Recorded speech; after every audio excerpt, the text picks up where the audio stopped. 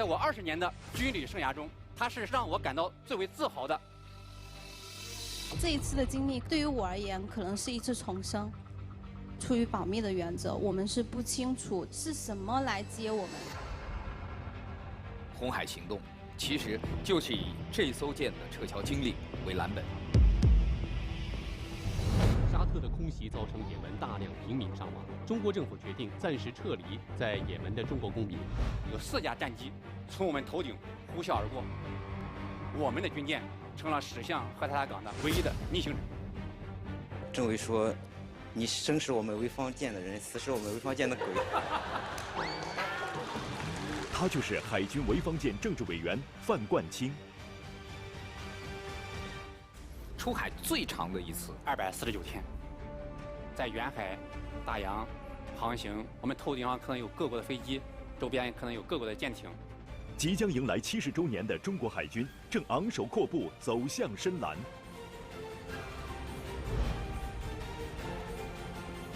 从2008年12月26日，我国政府已经向亚丁湾水域派遣了30余批护航编队。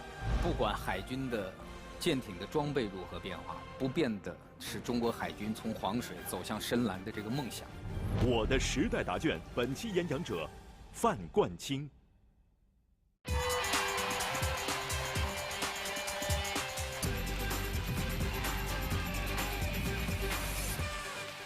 各位好，欢迎收看中国电视荧屏上首档电视青年公开课开讲了，我是主持人撒贝宁，欢迎各位。萃取植物精华，科学气血双补，感谢熬夜标配云南白药、气血康口服液对本节目的大力支持。在今天的开讲开始以前，我想先在大屏幕上给各位分享一张照片。这是一艘舷号为550的军舰，这一艘帅气的、漂亮的舰艇，和我小的时候印象中的军舰完全是2个概念。我76年出生，大概懂事儿的时候6、7岁。跟着爸妈去部队的港口，那个时候是80年代初，中国的海军的舰艇的配备力量，包括那个时候海军的建设，仍然跟今天是不可同日而语。那么今天我们给大家请到的这位开讲嘉宾，与刚才我说到的这一艘550舰也是有着密切的关系。接下来就让我们掌声有请中国人民解放军海军潍坊舰政治委员范冠清，有请范政委。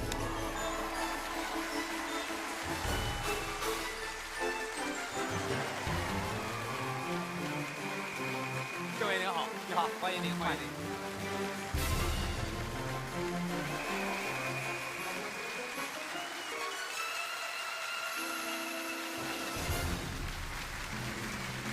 谢谢各位，请坐。这是带给您的礼物。这个纪念风呢这是我们执行28批护航任务，专门设计的一个纪念风。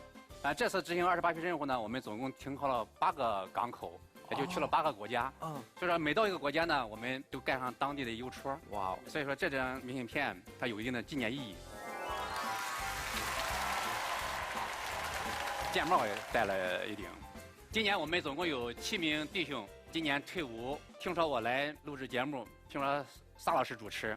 他们都很羡慕，都愿意能拿到你亲笔签名的舰帽作为退伍的纪念，所以说我就答应他们了。我这个事情我肯定办到，不知道你能不能答应？肯定办到，谢谢。刚才照片上我们已经非常清晰地看到了这一艘帅气的、漂亮的舰艇。我们这条054A 型导弹护卫舰，12年组建的，13年6月份入列服役，已经航行了18万海里。包括这2次亚丁湾护航任务都是这条战舰去执行的，包括也门撤侨，这个也是我们中国首次派军舰到这个交战港口去撤侨。难怪在我们看这些电影的时候会热血沸腾，因为它是来源于真实的生活。一个现代化、强有力的海军，今天在保卫着祖国蓝色的海疆。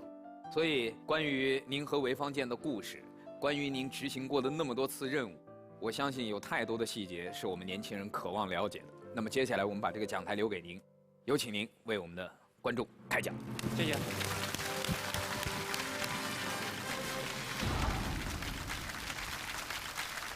大家晚上好。2017年12月3日到今年8月9日，海军潍坊舰执行了第28批亚丁湾索马里海域的护航任务。我们历时249天，航行了4.9万海里。亚丁湾护航，也就是我国政府派遣军舰为航经亚丁湾水域的中外船舶提供安全护航。从2008年12月26日，我国政府已经向亚丁湾水域派遣了31批护航编队。在我20年的军旅生涯中，给我印象最深刻的，也是让我感到最为自豪的，那就是也门撤侨。也门撤侨发生在2015年，它是实战背景下的这种非战争军事行动。当时也门局势安全恶化，大使馆告诉我们的信息中，我们可以知道，他们说，在也门打一个电话需要2个小时。为什么那么长时间？因为空袭比较激烈，空袭一来，他们要跑到地下室，那么地下室信号不好，打一个电话需要很长时间。就在2015年3月26日，我们突然接到命令，千里吉福也门荷台达撤离中外公民。荷台达港，我们的军舰从来没有靠泊过，在这陌生的海域，水深安不安全，我们不知道。航行的航道仅有100米宽，水下有没有暗礁还是沉船，我们也不清楚。400米的港池，我们的军舰134米。舰艇进去之后，如何进行旋回，都有很大困难。加上港区周围的安全环境是怎么样，能不能保证我们舰艇的安全？这一连串的问题都摆在我面前。在这3天2夜向荷台达港高速航行的过程中，我们全舰灯火通明，全体官兵以打仗的标准，立足最困难、最复杂、最危险的情况，充分预研预判，制定了包括舰艇操纵、战备状态，包括特情处置、安全管控、卫勤保障等5类31种方案。同时，我们还梳理了有41个风险点，并制定了应对的措施。也就是说，我们要做好最充分的准备，以最快的速度把同胞从战火硝烟中转移出来。就在我们军舰即将驶入荷台达港口的时候，我们的雷达上面就发现有4架战机从我们头顶呼啸而过。没多长时间，我们就可以看到远处的浓烟滚滚。在荷台达港口附近的有2艘巴拿马籍的商船，一看到这种情况，马上起锚，掉头驶离荷台达港。我们的军舰成了驶向荷台达港的唯一的逆行者。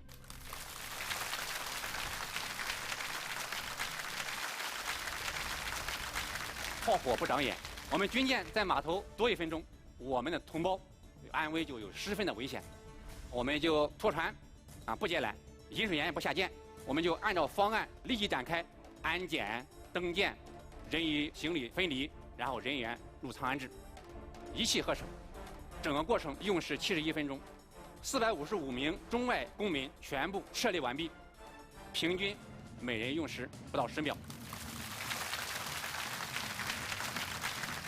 正当大家正在松一口气的时候，又一个困难摆在我们面前。我们全舰总共有256张床位，突然增加的这455人怎么安置？我们师团职干部带头腾出了38个舱室，251个床位。撤离的同胞在舱室里面安静地睡着，而我们的战士蜷缩在通道里边合衣而眠。一个同胞用手机记录了这么一幕，这位妈妈红着眼圈告诉我，这些战士跟我的孩子一般大，战士们辛苦了。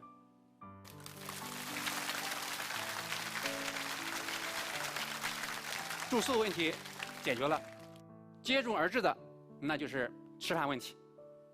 455人加上我们的舰员，将近有700人。我们的餐厅最多能容纳78人，同时就餐。那么这近700人只能分成9批来进行用餐，每批用餐时间大概是20分钟，大家可以算一算，一顿饭下来需要3个小时。这一下子可苦坏了我们9名炊事班弟兄。一顿晚餐，一个早餐，他们连续工作了14个小时，剁菜，双手剁得手脖子都肿了，最后2个手就是拿筷子都拿不起来。每每想起这些，我的心中都会油然升起一种自豪感，并不是所有的军人都叫人民子弟兵，只有中国军人才叫人民子弟兵。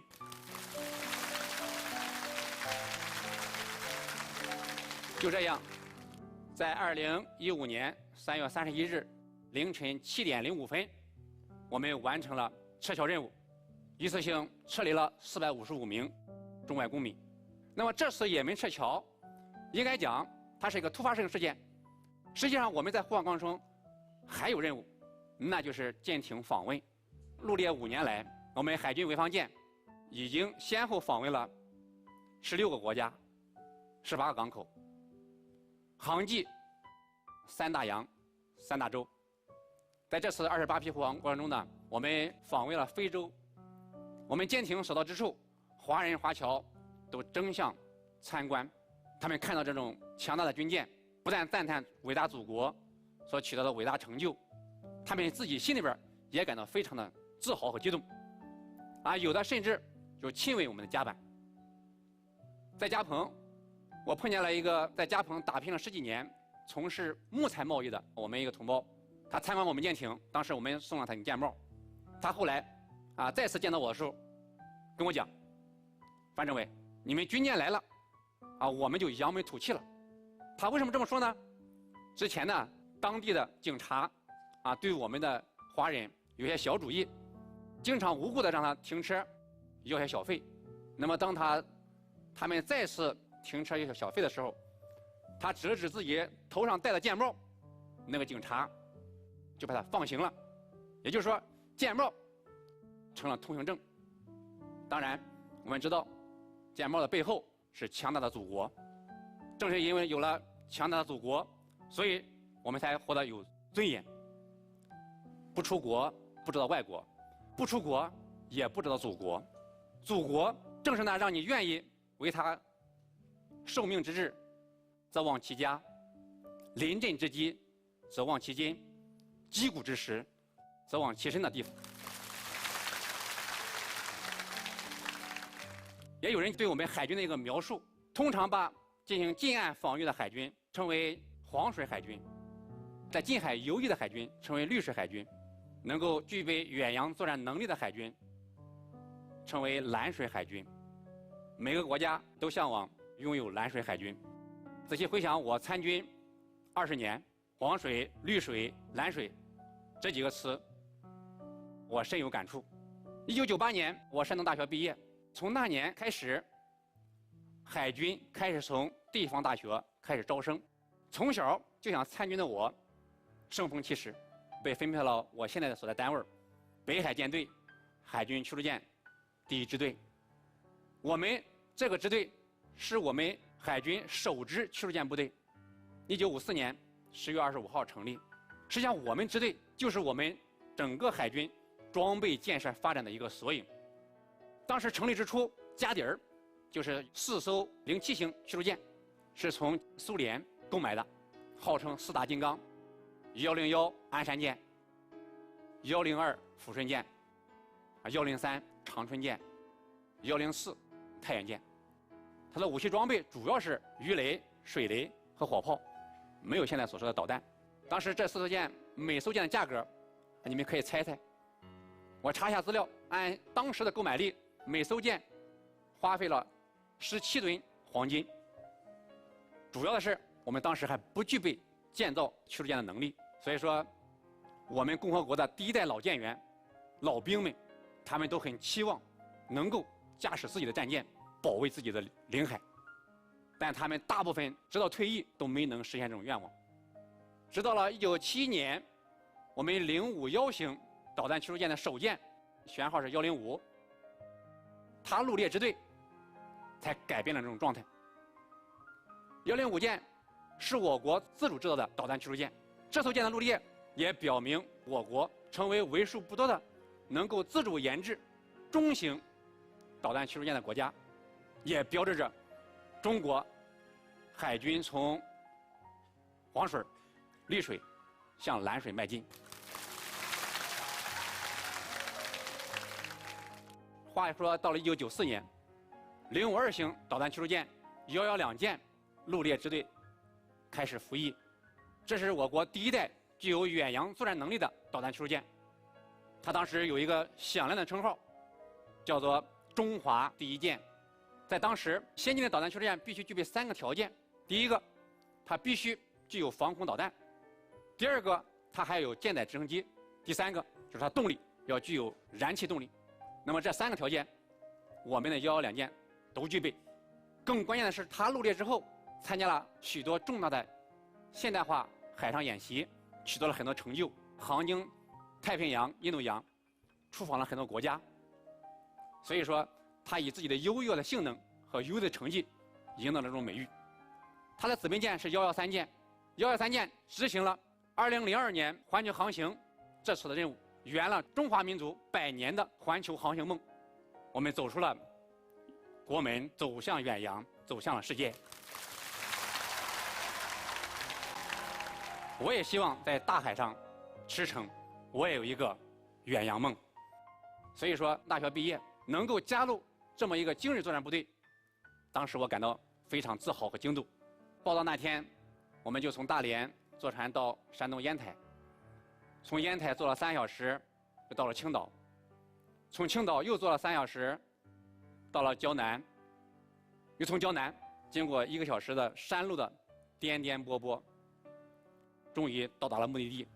尽管这支部队非常精锐，也非常向往，但是呢，艰苦的环境，万丈的豪情和激情，就慢慢的有点熄火。按照分案，我分配到了我们队当时的所谓的驻港部队110舰，也就是海军大连舰。什么叫驻港部队呢？并不是我们所说的驻香港部队，而是这艘舰艇靠在码头，常年不出海，因为110舰那是已经机械故障1年多，没有修理，所以说只能停靠在码头。大家都想到海军那就应该驰骋在大海，那么我分配下之后，到了一个驻港部队，看到别的军舰离码头靠码头，出海去了，出海回来，心里边呢非常羡慕。我也梦想着自己能够随着舰艇出海训练、战备演习。但是1997年到2006年，我们支队没有1艘新舰艇入列，我也很焦虑。我也希望在大海上驰骋，我也有一个远洋梦。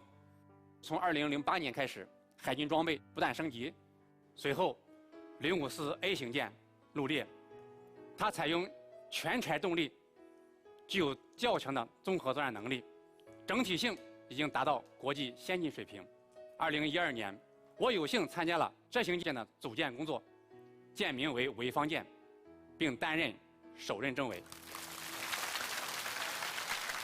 从那以后，我的远洋梦真正起航。这艘舰2013年6月份入列以后，它已经航行了18万海里，1海里等于1.85公里。也就是说，这18万海里相当于绕了地球8圈。我从军20年，前15年航行不足2万海里，那么这5年我航行了18万海里。我们的武器装备实现了从购买到自主研制，从小吨位到大吨位，从机械化到信息化、智能化、自动化的这种升级。应该讲，海军的这种大发展，为我们献身国防、建设海洋强国提供了很好的平台。尽管有这么多舰艇，我们应该为这些成就感到自豪，但是我们也必须保持清醒的头脑。这么多舰艇的入列，特别是这么多现代化的舰艇入列，它需要更多的高素质的人才。战斗力有3个要素：人、武器装备、人和武器装备的结合，这3个要素缺一不可。现代化的装备需要高素质人才来操纵。海军的跨越式发展为我们广大青年提供了广阔的舞台。建设强大的现代化海军，也需要我们广大的有志青年踊跃参加。我在这儿问一句：你们准备好了吗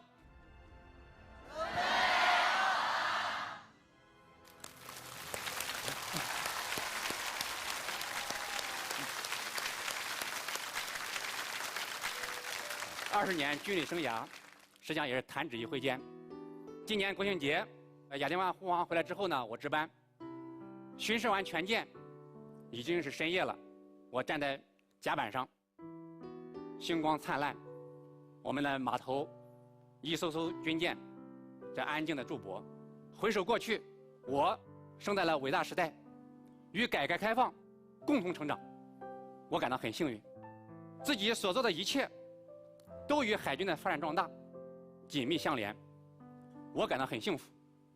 同学们，我和我的战友将始终保持战斗的姿态，随时完成党和国家人民交给的任务。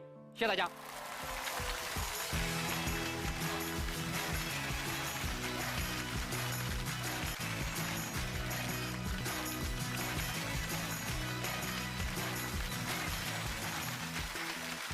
谢谢范政委，谢谢您。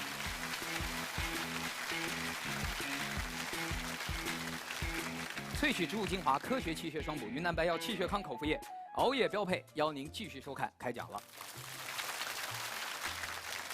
谢谢各位，请坐。今天我们听完了范政委的这场开讲，并不意味着说你们准备好个个都加入海军，还可以加入空军。对。别忘了陆军啊，还有导弹部队。但是我觉得更重要的，我们要从范政委的开讲当中吸取的能量，是你如何面对人生的选择，如何让自己的青春充满闪亮的价值。在您开讲的时候，我们通过央视网进行了图文直播，也有很多的网友提出了问题。我们首先来进入全民小纸条互动环节，来看看网友给您提的问题。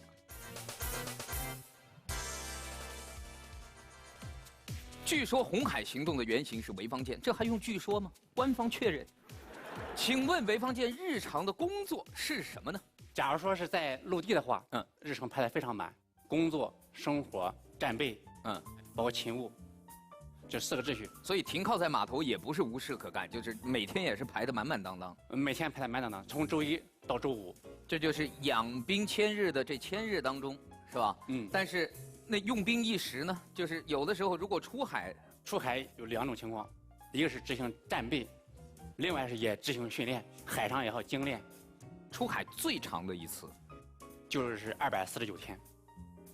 就这次亚丁湾护航，我们从去年12月3日从青岛起航，到今年8月9日安全的靠上青岛港，总共历时249天。难以想象，难以想象。接下来，现场的观众也用小纸条写了几个问题。请问舰帽在哪里可以买到？有没有网店？我看小撒老师戴，我也想要一个。很直截了当，这才是真正要礼物的人。明确讲，舰帽没地方卖，也没地方买，没有地方买。这样是哪位来？这个女生把话筒给她，把我那顶舰帽拿上来。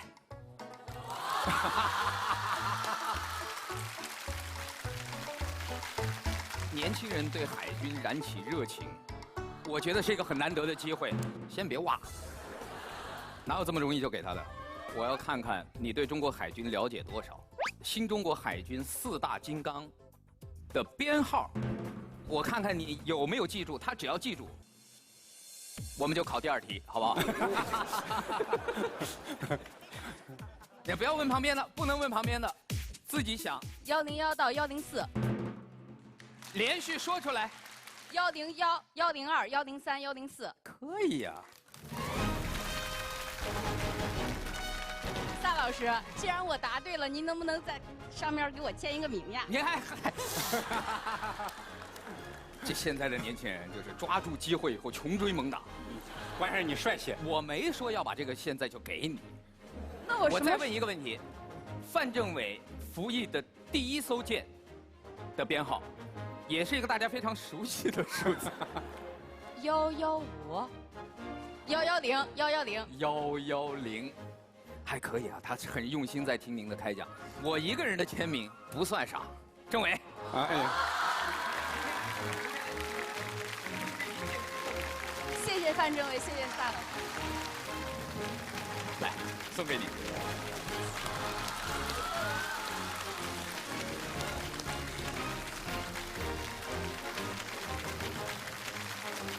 可能就是一顶帽子，但是对于一个年轻人来讲，可能是今天他第一次跟中国海军的一个亲密的接触。是，所以我觉得这个机会对于他们来讲非常难得，但是也期待着这顶帽子能够开启你们对于中国的军人和军队的认识的更广阔的天地。接下来，现场的6位青年代表，来，邓令令。夏老师好，范政委你好。你好。听您分享跟也门撤侨的经历，其实让我百感交集。因为这一次的经历，可能对于您而言只是您从军生涯的一个特殊的任务，但是对于我而言，可能是一次重生。你是当时？对，我是当时3月29号第一批从临沂舰由亚丁湾撤回的那个公民。对。当时的话，我们28号从我们的现场撤到了亚丁湾的宾馆的时候，我们是住了1晚上。我们入住的时候，安保跟我们说，就是晚上尽量大家不要出声，一到了夜晚要把灯关掉，就是说那个巷战它仍然在持续，所以说大家尽量的不要造出任何的会引起交火双方注意的这样一个目标。那么我们撤侨的当天29号的中午，我们其实是浩浩荡荡的从那个亚丁湾的宾馆经沿海公路到亚丁湾港口来等待的。这个过程当中，其实那个通勤巴士非常的明显。当军舰靠港的时候，我们所有的人都不由自主的在呼喊“祖国万岁”。其实声音很大，然后人也挺多的，100多人站在那里，就像一个移动的目标一样。那我现在就是在想，如果当时交火双方把我们当成了打击的目标，误判了，那中国军舰会怎么做呢？这种情况几乎不会发生。我们在撤侨过程中，胡塞武装、政府武装，包括港口警察局，对中国公民撤离的公民一路绿灯。他们当时从首都萨那上赫拉达转移的过程中，实际上也遇到了很多关卡。但是我们外交部，当然我们外交部政府有强大的国家，有祖国，他们的多方协调，有大前瞻的，所有的这种3方力量，它都一致的对中国公民非常尊重，一路绿灯放行。所以说你说的这种情况几乎不存在。就如果当时出现了危及中国公民生命安全的情况，当时在你们的预案中吗？关于这块儿，他所实行的这种方案预案，包括开火的权限、时机，肯定会有，这是我们军人应该做到的。我们考虑这种最高效的，把我们在战火硝烟中的同胞能快速的撤离出来。从你生活的地方到最后登上军舰，用了多长时间？有2天的时间。2天。对。这2天当中，最难熬的是什么时候？出于保密的原则，我们是不清楚是什么来接我们。你有想过是军舰吗？没有，完全没有想过。就是包括我们站在港面上的时候，大家都还在议论说是某某商船可能会过来。所以当看到横幅和国旗的那一刹那，那个时候就感觉我们这么多天的焦灼、等待、不安，突然之间好像是有一个坚实的依靠过来了，这样子的。对。就是超出了他们期待、预期和想象，来的是一艘军舰。这个也是我们中国首次派军舰到这个交战港口去撤侨。对于你来讲，可能你对整个人生的看法都会发生改变。从那以后，是不是觉得待在祖国特好，是吧？对，就没再出去过吧？现在不应该，暂时不会考虑。大家说的那句话，一出国就爱国。也是因为这件事情让我有了这一些感触。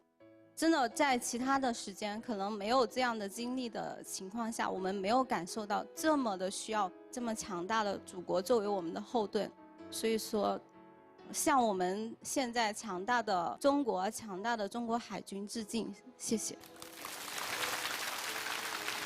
也许中国的护照，在今天还没有办法送你到任何一个地方，但是中国的护照一定会让你在最危急的时候能够回家。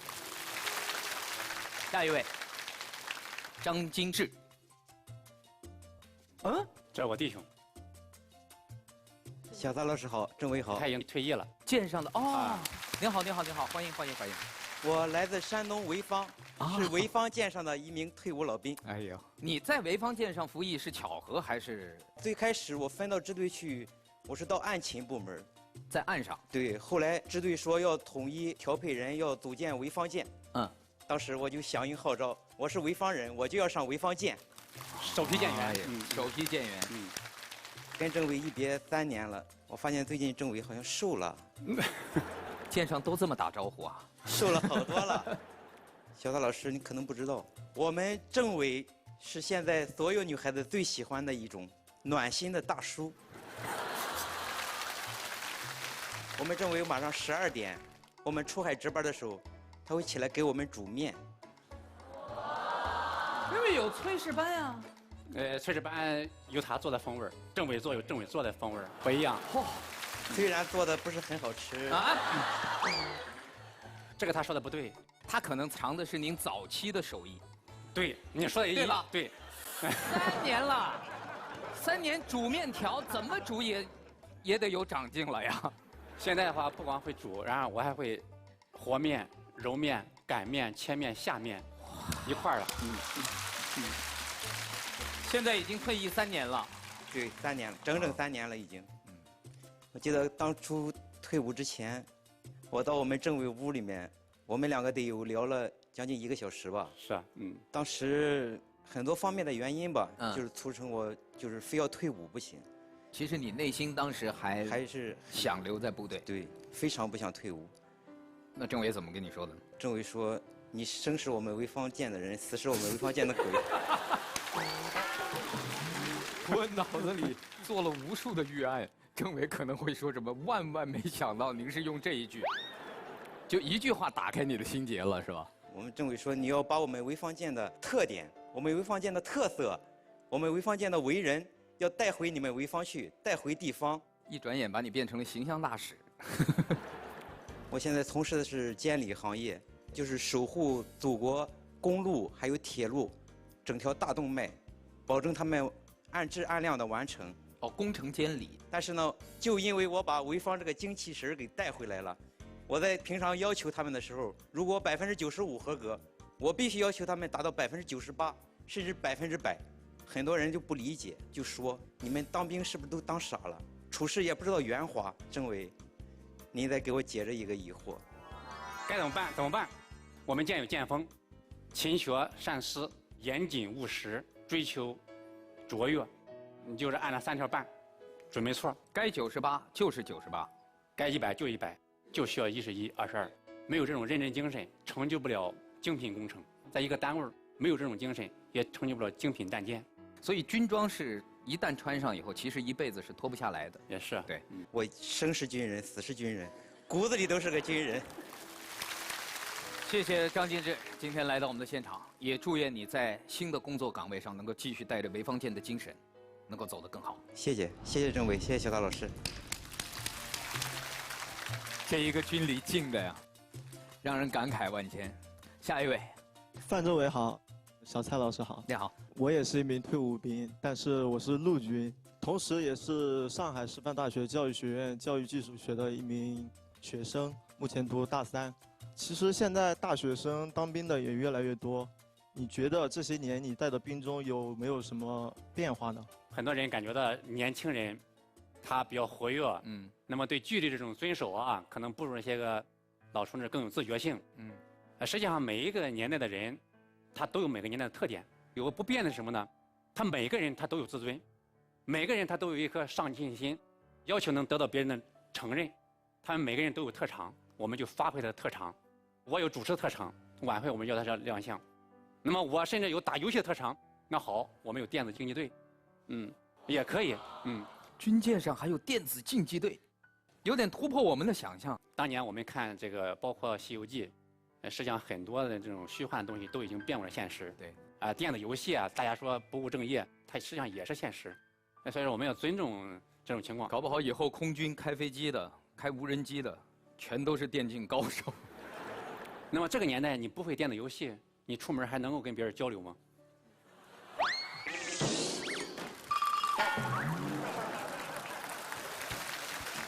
你知道前两天咱们有一个队伍拿了一个世界冠军，就在那一天，我才知道我老了。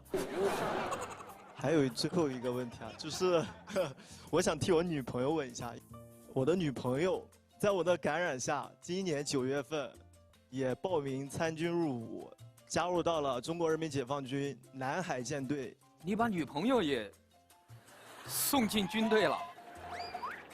其实送说的不是很恰当，就是她从小就有一个当兵的梦想，然后我只是可能起到一个推波助澜的作用。其实我内心不是很希望她就当兵，以我的经历来看，就是当兵我觉得还是一个比较苦的一个过程。那肯定。但是她跟我讲，她说爱她就去体验她的生活，然后我当时。这让我想起小龙女到了杨过小时候生活的地方，动情地说：“我也想过过的生活。”就是这个意思。哎，但这句话真的很暖心，很暖心。对，因为我女朋友现在当兵67天。哎呦，天天数着呀，67天。没有，因为快要面临下连了嘛。我想问一下，如果是在舰上的话，会不会对女兵然后有一定的就是宽容、照顾？对，照顾一点。他们女兵啊，这个所从事专业基本上分布在什么地方呢？操舵，大海航行靠舵手，啊，我们那儿有操舵兵。女孩子，女孩子上那一坐，她就可以就整个舰船乘风破浪，她来把舵，方向可以干这个事情。我们有个女兵叫希林塔纳嘛，不羡慕开豪车的，那我开军舰。还有这个导航，就是雷达专业，包括我们的通讯。你比如报务，这是基本是他们所从事的这种行业。当然，在最早的时候，我们舰也照顾女兵，12点之后就不让他们参加值班了。所以他们是没吃过您的面条的，也让他们打着带过去。等到后期吧，就是我们参军的这些女兵啊，都非常要强，抬东西，为什么我不能抬？照常跟男兵一样，搬菜、搬粮食。值班我为什么12点之后我不能值啊？我照常也可以值啊，非常令人佩服的。你们现在多久能见一次面？见面是见不到的，因为目前新兵还不让见面。然后他每周会给我打1次电话，还有他经常就是给我写一些信件。这封信然后是他写给我最短的一封，因为时间的问题嘛。即使我们不能时刻相伴，不能如胶似漆，但我们都在为成为更好的自己努力奋斗。等待是浪漫的爱情。好，祝愿你们的爱情开花结果。谢谢萨老师。而经历过这样磨砺的爱情，我相信它会更有分量。谢谢，好好珍惜。下一位，小萨老师好，这个范政委好。您作为军人20年，我作为军迷也有20年了。您当然一开始提到，您先是在110舰上服役，后来您到了现在的这个潍坊舰。我想问的一个问题是，您除了这几艘军舰，是否还在其他的军舰上服役过？2006年在116舰，之后我在535，就是我们说海军黄石舰，然后呢在536海军芜湖舰，之后呢到了550潍坊舰，他组建的时候干的政委。这是您所有工作过、服役过的舰船？110、116、535、536、550。是。他说他是20年资深军迷。我考你个问题这5艘军舰的排水量分别是多少？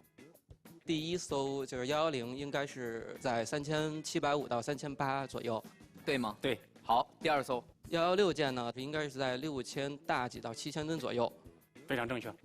哇。535和536是2艘是同型舰，它们是在80年代初设计的我国的第2代导弹护卫舰。满载排水量应该是在2000吨左右，大概是潍坊舰的一半。对，有2000吨。最后的这个潍坊舰是4053吨。20年资深军迷还可以哈，还可以。您作为中国海军的这20年的发展的亲历者，感觉到我们的海军在这些年有哪些的变化和发展呢？最早的时候啊，这个535包括536，它的操作还都是一些个半自动化的，甚至说是要机械化的。它那个主炮，大概需要7到9个人。那么现在我们这个主炮就完全实现了那种自动化了。您说的自动化就是不像我们过去看电影，这个对军舰要发射炮弹，得有人把炮弹搬出来，然后捅进去，然后没有了，盖上盖儿，没有了，然后点火，那是可能更早的时候，更早的这样。那么实际上从这装备这种更新变化之后呢，那么它对它的训练模式，对它的训练方法，包括对舰员的那种素质，都跟以往它就不一样了。假如说以前那个站位，我就可以单独这些人就可以把炮弹往哪儿打出去的话，那么现在它是一个一体化的联合作战，任何一个环节出问题都导致这个舰艇的那种瘫痪或者说不能发挥功能。那么以前的训练它没有这种方针的这种模拟装备，那么我们现在它都有一些个自带的一些模拟训练器材，这种模拟训练器材的训练，就有利于减少装备磨损的情况下，不但提高舰员的那种操作的水平和专业能力。但我想，不管海军的舰艇的装备如何变化，不变的是中国海军从黄水走向深蓝的这个梦想。对呢。范政委好，邵老师好。您刚刚说您去过3大洋，然后3大洲，去过不同的海域。那您觉得在中国的海域执行任务跟在其他地方心里的感受有什么不一样呢？本节目由格力家庭中央空调赞助播出，格力让世界爱上中国造。海军在不断地进行转型发展，那么我们海军的责任和任务和使命，那就是要保护我们海外的每一份利益，保护我们海外每一份公民的这种安全。就是在中国这个家门口，在近海执行任务，他心里面没那么紧张，毕竟在自己家门口嘛。但一旦你出去，他就面临着很多困难。这里边大家可以举例子，假如说我们出去之后，你装备，特别是主机，你一旦有了故障，假如说舰艇失去了动力，那就面临着非常危险。这是装备上走向远洋，它需要我们重点考虑的。那么也正是因为我们走向远洋，所以说才牵引了我们装备的这种快速的发展，这是一个相互促进的过程。当然，在远海、大洋航行，还面临周围复杂的这种安全环境。我们头顶上可能有各国的飞机，周边可能有各国的舰艇，伴随你航行它通报你我什么航向航速，实际上它告诉你这是我家门口，尽量离我远点起码从这几个方面看，走向远洋跟我们在近海有很大的差距。那么正是因为有这种差距，所以说锻炼了我们海军无论从装备的可靠性，还有人员综合素质的提高上甚至我们应对这种突发情况的能力在不断提高。谢谢您。谢谢范政委，谢谢。作为中国军队来讲，永远航行在世界海域的中国军舰是带着和平的使命。我们强调的是人类命运的共同体，我们是要共同的发展，去迎来更好的未来。无论您停泊在世界任何一个港口，无论那个港口的灯光多么繁华，多么热闹，在您和您的战士们心目中，知道在这个世界上永远有一处港口是等着你们，等你们回家的地方。是。